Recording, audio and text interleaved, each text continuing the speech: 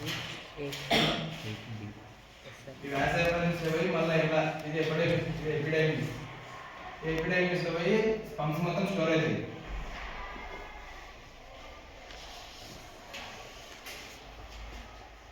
ఈ ఎపిడైమిక్స్లో ఓపెన్ అవుతుంది, వ్యాస రిఫరెన్స్ పోయి ఇంట్లో ఓపెన్ అవుతుంది.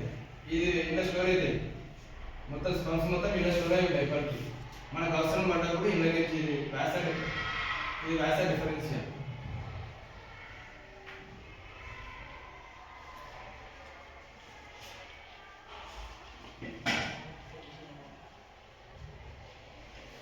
వ్యాస డిఫరెన్స్ మొత్తం ఇలా ఈ వ్యాస డిఫరెన్స్ రెండు ఉంటాయి. ఇది టెస్టిస్ ఇది మొత్తం కలిపి టెస్టిస్ లోపల ఇవి సెమినిఫెరస్ ట్యూబుల్స్ ఒక దగ్గర కనెక్ట్ అవుతుంది. అది వ్యాస డిఫరెన్స్ పోయి ఒక దగ్గరికి ఓపెన్ అవుతుంది. అది ఎపిడైమిస్ పోయి ఇంకో దగ్గర ఓపెన్ అవుతుంది. అది వ్యాస డిఫరెన్షియా. ఆ వ్యాస డిఫరెన్షియా మళ్ళా వచ్చి ఇక్కడ రెండు ఇట్లా అతుక్కుంటాయి. ఇక్కడ ఒకటి రెండు ఇట్లా వచ్చి అతుక్కున్న దగ్గర ఇవి సెమినల్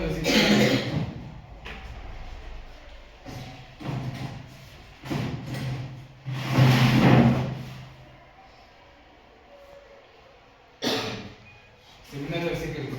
ఇవి ఏం చేస్తాయి అంటే ఒక ఫ్లూయిడ్ సెక్రెట్ చేస్తుంది నాకు. ఇప్పుడు స్పమ్ ఎటు ఉంటుందా తెలుసా? స్పమ్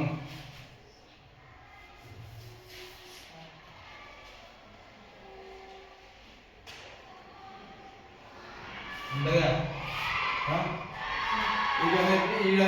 ఈడ ప్రొడ్యూస్ అయ్యి వచ్చి స్టోర్ అవుతాయి కదా. ఈ వచ్చి ఈడికి వస్తాయి. ఈడికి వచ్చిన తర్వాత ఫ్లో కానీ ఏమన్నా రాలేదు కదా దానికి. ఫ్లో కానీ ఎనర్జీ కూడా కావాలి దానికి. ఏడా ఫీల్డ్ దాంట్లో పోయిన తర్వాత ఫ్లో కాలేదు కదా. అప్పుడు దానికి కావాల్సిన దీని లోపల ఉంటాయి. ఒక ఫ్లూయిడ్ లాగా ఉంటుంది, వైట్ కలర్ ఫ్లూయిడ్. అది దాంట్లో తెలుసు కదా. ఇక ఫ్లూయిడ్ దాని లోపల ఇది అది నిలిపేస్తుంది ఫ్రీగా మూవ్ కానీ దానిలో న్యూట్రిషన్ తీరుస్తుంది. ఈడ ఒకటి ప్రోస్టేట్ గ్లాండ్ అని ఉంటుంది. ప్రోస్టేట్ గ్లాండ్ రెండు ప్రోస్టేట్ గ్లాండ్ ఉంటాయి.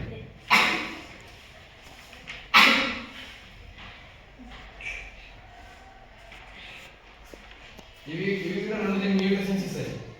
ఇది కొన్ని న్యూట్రిషన్స్ ఇస్తాయి స్పమ్కి. అది పోయిన తర్వాత ట్రిప్పు కొద్దురు అంటే మీరు తిన్నికి ఎట్లా పోతారు కదా. అది పోయినప్పుడు దీనికి న్యూట్రిషన్స్ ఇస్తాయి. ఇవి రెండు కలిసి దానికి ఇస్తాయి న్యూట్రిషన్స్. ఇది ఫీమేల్ రిప్రొడక్టివ్ సిస్టంలో పోయిన తర్వాత అందరూ పోయాలి పోయి ఓంతో రీచ్ కానీ దానికి కావాల్సిన న్యూట్రిషన్స్ ఇవి రెండు ఇస్తాయి. ఇక్కడ కౌపర్ గ్లాండ్ అని ఉంటుంది ఒకటి. కౌపర్ గ్లాండ్ అని ఉంటుంది ఒకటి.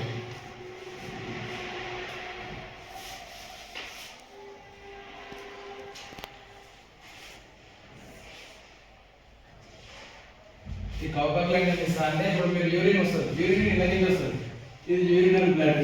యూరినల్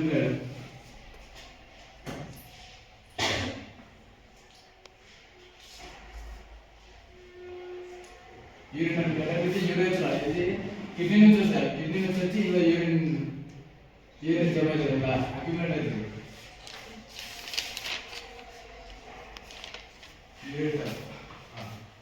కిడ్నీ నుంచి వేస్ట్ మొత్తం అన్నది కదా. అది మొత్తం వచ్చి ఇలా ఇది యూరినల్ బ్లడ్. ఇందులోకి యూరిన్ వస్తుంది, ఇందులోకి స్పమ్ వస్తుంది.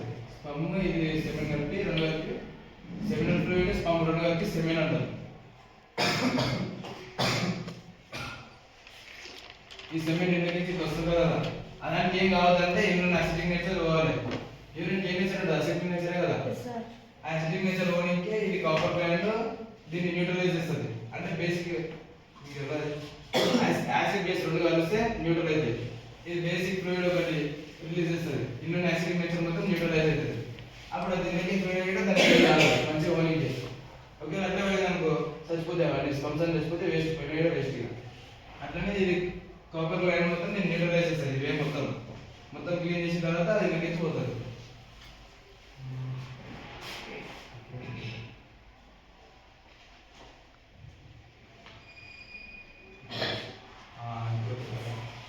ఈ రెండు వ్యాస డిఫరెన్స్ వచ్చి ఇలా కలుస్తున్నాయి కదా. ఈ కలిసిలేగానే సెమినల్ వెసికల్స్ రిలీజ్ చేస్తాయి. ఈ నుంచి ఈ పార్ట్ నుంచి ఇలా పార్ట్ని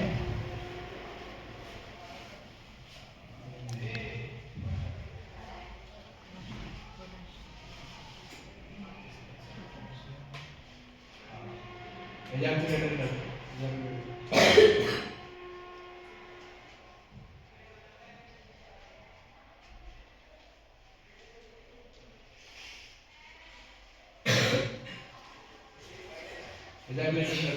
ఈ రెండు కలిపి ఎజాక్యులేటర్ డక్ట్ ని ఫామ్ చేస్తాయి.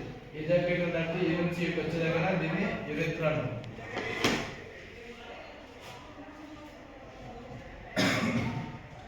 ఇదంతా తెచ్చులు మీ దాంట్లో ఏమన్నా పేరు ఒకటి ఏమన్నా టెస్టిస్ ఇది ఏమంటారు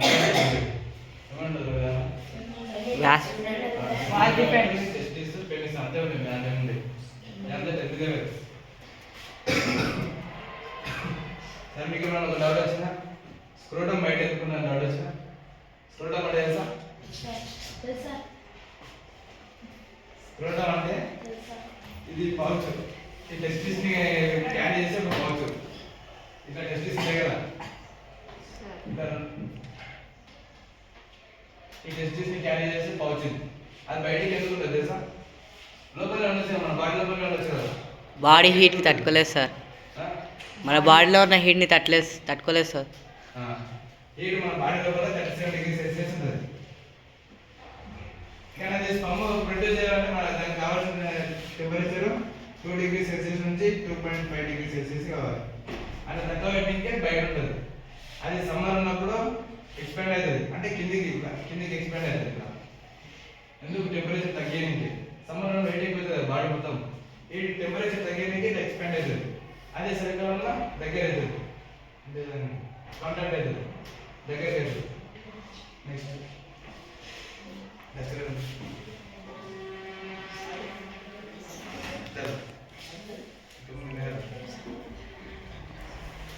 ఫీమేల్ రిప్రొడక్షన్